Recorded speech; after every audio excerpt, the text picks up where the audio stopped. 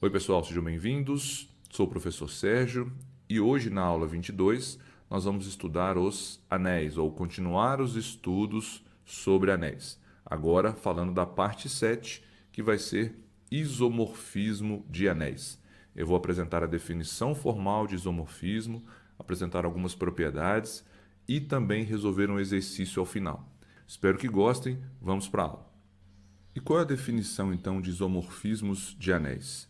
É a seguinte: dado um homomorfismo de anéis, que é uma aplicação F que leva elementos de um anel A num outro anel B, esse homomorfismo vai ser denominado por isomorfismo de anéis se essa aplicação F for uma bijeção. Ou seja, antes de tudo, para verificar se uma determinada aplicação é um isomorfismo, ela precisa ser um homomorfismo. Se for um homomorfismo bijetor, nós temos um isomorfismo de anéis. Tudo bem?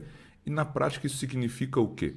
Esse isomorfismo F, que leva elementos do anel A no anel B, ele vai preservar as operações desses grupos, dando a eles as mesmas características algébricas e, portanto, esses dois anéis são considerados indistintos, são iguais do ponto de vista algébrico. Ou seja, cada elemento do anel A com certeza terá um elemento correspondente no anel B que tem as mesmas características algébricas. Então é muito comum, ao se saber que temos um isomorfismo entre anéis, se eu quiser entender melhor o comportamento do anel B, eu posso fazer isso estudando o anel A, se for mais viável, porque como eles são isomorfos, eu sei que todo o comportamento algébrico que os elementos de A tiverem, com certeza os elementos de B também terão. Tudo bem? E aí uma observação interessante é que esse isomorfismo F de A para B, ele também é um isomorfismo, né? Em particular, ele é um isomorfismo do grupo aditivo A no grupo aditivo B. Nós sabemos que se A e B são anéis, então, em particular, tanto A quanto B são grupos aditivos abelianos. Então, essa relação vai valer, porque se F é um isomorfismo de anéis, vale em particular para a operação de soma desses dois anéis, que f de x mais y é f de x mais f de y. Lembrando que aqui a adição é de A e aqui a adição é de B. Então, nós temos a garantia de que essa aplicação é um homomorfismo. Por hipótese, como nós temos um isomorfismo, essa aplicação F é uma bijeção. Então, nós teremos um homomorfismo bijetor de A mais em B mais. Ora, um homomorfismo bijetor do aditivo A no aditivo B implica que esse isomorfismo era um isomorfismo do grupo aditivo A no grupo aditivo B, tá certo? E aí uma proposição interessante também é que esse isomorfismo F entre os anéis A e B garante a existência de um isomorfismo inverso, que leva elementos de B em elementos de A. É fácil verificar que o F a menos 1 vai existir, porque por hipótese, como F é um isomorfismo, em particular, ele é uma bijeção, e toda função bijetiva possui inversa. Então, na prática, todo isomorfismo define um novo isomorfismo, que é o isomorfismo inverso, que leva elementos de B em elementos de A. A gente garante que essa inversa, né, ela também é um isomorfismo. Bom, para ilustrar a utilização dessa definição de isomorfismo e das suas propriedades, eu vou resolver com vocês o exercício 68 do livro de Álgebra Moderna do Higino e do Iese, lá da página 241. Esse exercício te dá dois anéis, os reais com as operações usuais de adição e multiplicação, e o mesmo conjunto, os reais, mas com outras operações de adição e multiplicação. Por isso elas estão aqui diferenciadas, né? E como que essas duas operações são definidas? A primeira, que é a operação de adição, pega dois elementos de R e esses dois elementos operados com essa operação resultam na soma usual desses dois elementos mais um. Tudo bem? E a multiplicação nesse outro anel é da seguinte forma: A multiplicado por B é a soma desses dois elementos somada com o produto desses dois elementos. Aqui o produto dos dois elementos é o produto usual e a soma entre os elementos também é a usual, tá certo? E nós queremos mostrar que essa função que leva R em R, dada por f de x igual a x menos 1 para todo x em R, é um isomorfismo de R mais multiplicativo, com a soma e a multiplicação usuais, em R, com essa soma e com essa multiplicação diferenciados. Então, eu estou levando o conjunto usual dos números reais no novo conjunto, no novo anel, né, formado pelos reais, com essas duas outras operações. Então, aqui, na parte usual das operações, eu vou ter o domínio dessa função, e aqui, nessa parte não usual, né, o mesmo conjunto com essas operações diferenciadas, eu vou ter o contradomínio dessa função. Então, quero mostrar que a função definida dessa forma, considerando que o contradomínio tem essas operações de adição e multiplicação, representa um isomorfismo. E depois ainda quero definir o isomorfismo inverso, já que eu sei que esse isomorfismo inverso existe. Bom, para começar, vamos aqui ter noção do que nós precisamos fazer para verificar que de fato essa aplicação é um isomorfismo. Lembrando que esse isomorfismo está levando elementos de R com as operações usuais em R com essas operações não usuais. Então, para verificar que ele é um homomorfismo, nós vamos pegar dois elementos genéricos de R e fazer f de x mais y. Então, f da soma desses dois elementos. Com qual soma? A soma do domínio, porque nós estamos tomando x e y no domínio, que é R com as operações usuais. E nós temos que provar que isso é igual a f de x mais f de y, agora com a soma sendo a soma do contradomínio. E por quê? F de x e f de y são as imagens de x e de y, então eles estão no contradomínio. E no contradomínio, a soma de elementos é dada por essa soma aqui não usual. A mesma coisa nós temos que fazer para a operação de multiplicação. F de x vezes y, com a operação de multiplicação usual nos reais, tem que ser f de x multiplicado por f de y, sendo que aqui a multiplicação é aquela não usual, aquela que está no contradomínio, tudo bem? Então, provando essas duas condições, nós provamos que f é um homomorfismo. Depois, precisamos mostrar que essa f também é bijetiva, ou seja, que ela é injetiva e sobrejetiva. Provando que ela é um homomorfismo bijetivo, nós estaremos provando que f é um isomorfismo de anéis. Então, começando a demonstração, tomamos, para verificar que f é um homomorfismo, dois elementos genéricos de R. Lembrando que aqui, esses elementos de R é no conjunto dos reais com a soma e com a multiplicação usuais. Chegamos nesse ponto. O que nós queremos fazer agora? Nós temos f de x mais y. Queremos mostrar o quê? Nós queremos mostrar que f de x mais y é igual a f de x mais, só que não com mais usual, né? Não com adição usual, com a adição do contradomínio, que é essa diferenciada. Tem que ser f de x mais, com essa operação diferenciada, f de y. Então, é aqui que nós queremos chegar nessa parte. Como fazer isso? Bom, basta observar que f de x mais y, da forma como a função foi definida, olha só, f de x é x menos 1. Então, ela pega o valor que está sendo calculado aqui, o x, e faz esse valor menos 1. Ora, quem está aqui para ser calculada a imagem? X mais y. Então, de acordo com como uma função foi definida, f de x mais y é x mais y menos 1. Tudo bem? E eu quero concluir que isso é a mesma coisa de f de x mais f de y. Bom, mas pensa o seguinte, o f de x é x menos 1. O f de y é y menos 1. Então, vai ter x menos 1 e y menos 1. Aqui não apareceu isso, então eu tenho que arrumar um jeito de fazer com que aqui apareça o x menos 1, que eu já posso considerar aqui, ó, mas está faltando o menos 1 para acompanhar o y. Então, o que eu tenho que fazer? Eu posso colocar o menos 1 aqui para ele poder acompanhar o y, mas, em contrapartida, eu tenho que tirá-lo também, né? Então, eu coloco o menos 1 e tiro o menos 1, porque colocando e tirando, eu não fiz nada, eu estou colocando zero.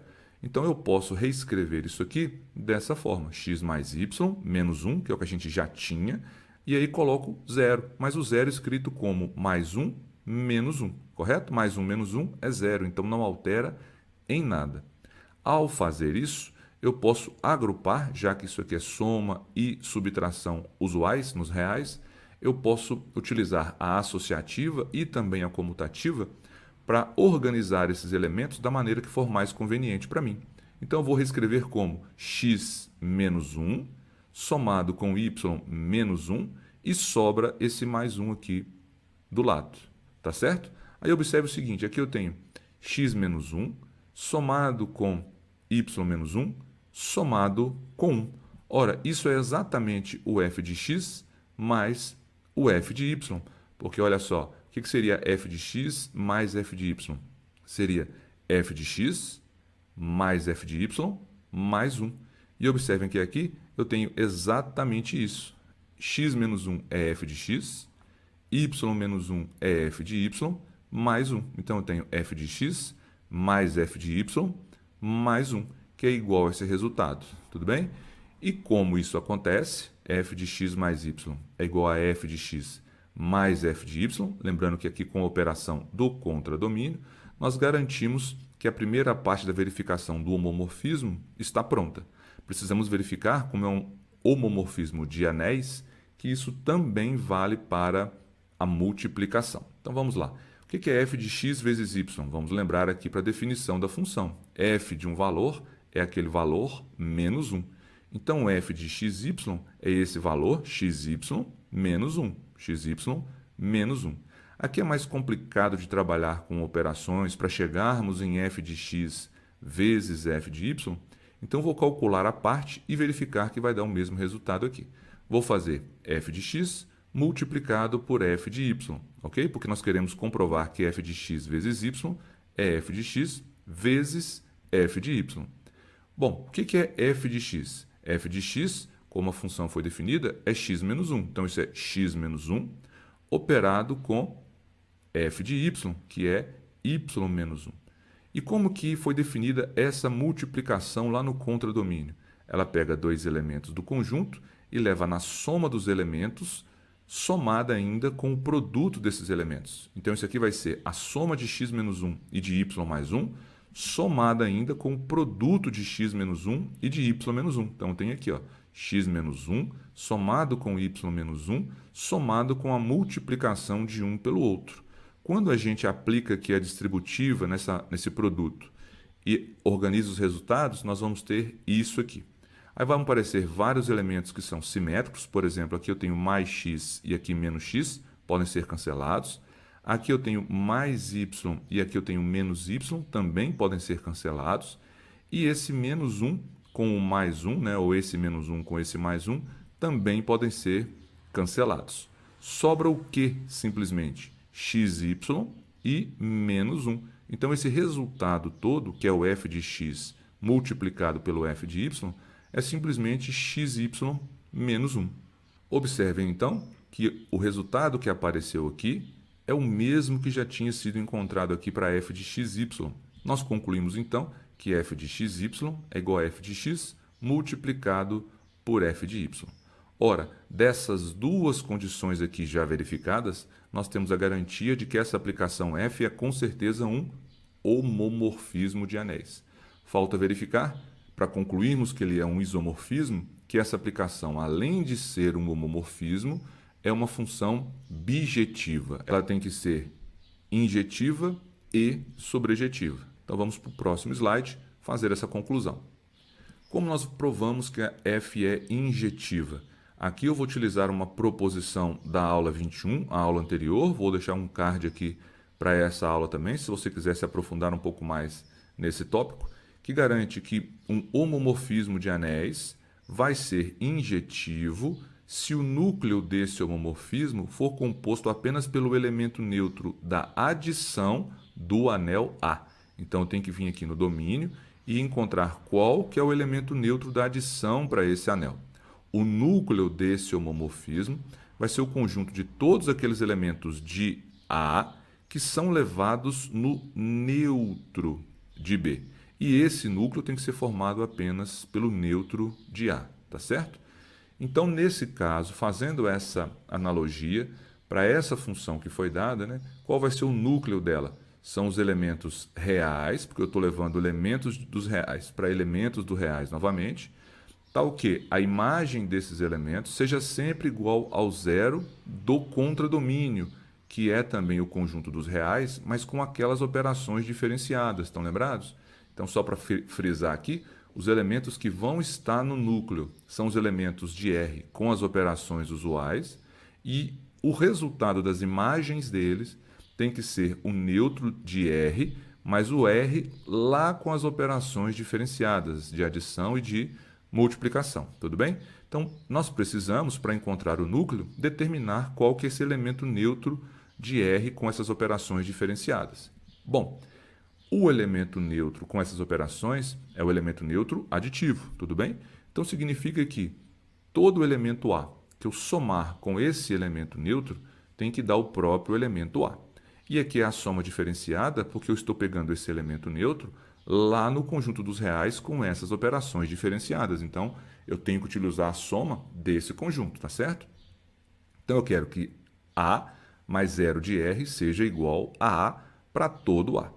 Isso vai implicar que o A mais o 0R mais 1 tem que ser igual a A, porque a soma nesse conjunto foi definida como o quê? Eu somo dois elementos desse conjunto, fazendo a soma usual de um com o outro e ainda somando o resultado com 1. Por isso que tem esse 1 aqui, lá da definição que foi dada no enunciado da questão. E isso tem que ser o A, porque o 0 de R tem que ser o elemento neutro. A partir disso aqui, nós vamos poder somar o simétrico de A dos dois lados, e o simétrico existe porque, em particular, R com essas operações é um anel e, portanto, é um grupo para operação de adição. Então, nós podemos cancelar o A dos dois lados e vamos obter que esse elemento neutro para esse anel, para a operação de adição, é o número menos 1. Então, olha que interessante. O elemento neutro da adição para esse anel é o número menos 1. Sendo assim, a gente pode definir o que vai ser o núcleo desse homomorfismo. São os números reais x, tais que as suas imagens têm que ser iguais a menos 1, porque menos 1 é o elemento neutro da adição lá do contradomínio. E daí sai o seguinte, nós queremos que f de x seja igual a menos 1. Só que f de x, pela forma como a função foi definida, é x menos 1. Então, nós queremos que x menos 1 seja igual a menos 1. Somando um dos dois lados aqui, nós vamos concluir que o x tem que ser igual a zero. E zero é um número real, que está lá no domínio dessa função. Então, qual que é o elemento que pertence, né? Quais são os elementos que pertencem ao núcleo desse homomorfismo que a gente está trabalhando? Apenas o zero. E zero é o elemento neutro do conjunto dos reais com as operações usuais, né? Especificamente para a operação de adição. Ele é o elemento neutro da adição nos reais. Ou seja, o núcleo desse homomorfismo é formado apenas pelo elemento neutro da adição do domínio desse homomorfismo. E, portanto, a gente tem a garantia, dada essa proposição da última aula, que a função f, né, que esse homomorfismo f é injetivo, que a função é injetiva. Só falta verificar que ela também é sobrejetiva. E como que a gente faz isso? Nós temos que pegar um elemento qualquer do contradomínio e mostrar que existe um elemento correspondente no domínio, cuja imagem desse elemento do domínio vai ser esse elemento escolhido no contradomínio, para garantir que todo elemento do contradomínio tem uma pré-imagem lá no domínio, tá certo? Então, peguei esse elemento x do domínio. Esse elemento, como ele é um número real, é claro que ele também vai estar no conjunto dos reais lá do domínio. Agora eu vou tomar o seguinte, tenho esse elemento aqui x no domínio. É claro que ainda no domínio, como R é um grupo, se eu somar esse elemento x com 1, ele ainda vai estar em R, tá certo? No domínio. Então segue que se eu fizer a imagem dele, vou ter f de x mais 1, o resultado vai ser x mais 1 menos 1. Lembra que a função foi definida como f de x é igual a x menos 1. Então, f de x mais 1 é x mais 1 menos 1. E o resultado disso é simplesmente x, ou seja, f de x mais 1 é x. Isso quer dizer que qualquer elemento que eu tomar lá no contradomínio vai existir um elemento no domínio, dado por x mais 1, tal que a imagem desse elemento x mais 1 vai ser aquele elemento escolhido no contradomínio. Então, quer dizer que todo elemento do contradomínio possui um elemento correspondente no domínio, cuja imagem do elemento do domínio é aquele elemento escolhido no contradomínio. Isso garante para a gente que a função f é sobrejetiva. Ora, nós tínhamos um homomorfismo, agora sabemos que ele é injetivo e também sobrejetivo. Então, nós temos um homomorfismo bijetor. E a um homomorfismo bijetor de anéis, nós damos o nome de isomorfismo de anéis. Tá certo? Então, fica provado que essa aplicação é um isomorfismo desses dois anéis. Tá? Agora, só precisamos determinar o isomorfismo inverso, que é a segunda solicitação da questão. Vamos lá, então. Coloquei aqui uma colinha para a gente poder relembrar como encontrar a função inversa de uma função dada, sendo ela injetora. Nós temos garantia de que a função dada é injetora, correto? Então, a gente vai seguir esses passos aqui, lembrando aqui do cálculo, né, para encontrar a função inversa. Bom, como a gente faz isso? Nós sabemos que a função f é f de x igual a x menos 1. Então, a primeira coisa é escrever y igual a f de x. Nesse caso, eu vou escrever y igual a x menos 1. Depois, eu vou isolar o x da equação, escrevendo esse x em termos de y. Então, eu vou isolar o x aqui. Quando eu isolo o x, eu vou obter que o x é igual a y menos 1. Tudo bem? Então, aqui, isolando o x, nós obtemos esse resultado. Agora, para finalizar, a gente vai trocar x por y. Então, quando eu trocar aqui x por y, o que eu vou obter? Que y igual a x mais 1. Só troquei onde tem x, coloco o y, onde tem y, coloco o x. O que aparecer aqui, esse y indica a função inversa, e aqui eu tenho o resultado dessa função inversa. Então, eu vou ter que a inversa da função f é x mais 1. Tá certo? E, de fato, por que eu posso afirmar que a inversa dela é x mais 1? Se eu fizer f de f menos 1 de x, como as duas são inversas, o resultado tem que dar x. Então, eu vou ter f de x mais 1. Por que x mais 1? Porque f de menos 1 é x mais 1. Então, significa ir lá na função f, trocar onde tiver x por x mais 1. Lembrando que a função f é x menos 1. Então, no lugar do x, eu vou colocar x mais 1, tá certo? Então, vai ficar x mais 1 menos 1.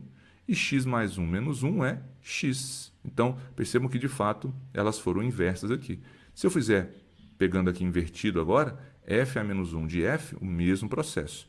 F a menos 1 de x menos 1, porque f de x é x menos 1, que significa ir lá na função inversa, e onde tiver x eu vou trocar por x menos 1. Então, vai ficar x menos 1 no lugar de x, somado com 1. X menos 1 mais 1.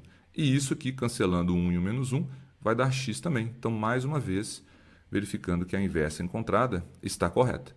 Então, aqui está a inversa procurada, esse isomorfismo inverso da função f. Tá certo? Então é isso, pessoal. Espero que tenham gostado e aguardo vocês no próximo vídeo do canal. Tchau!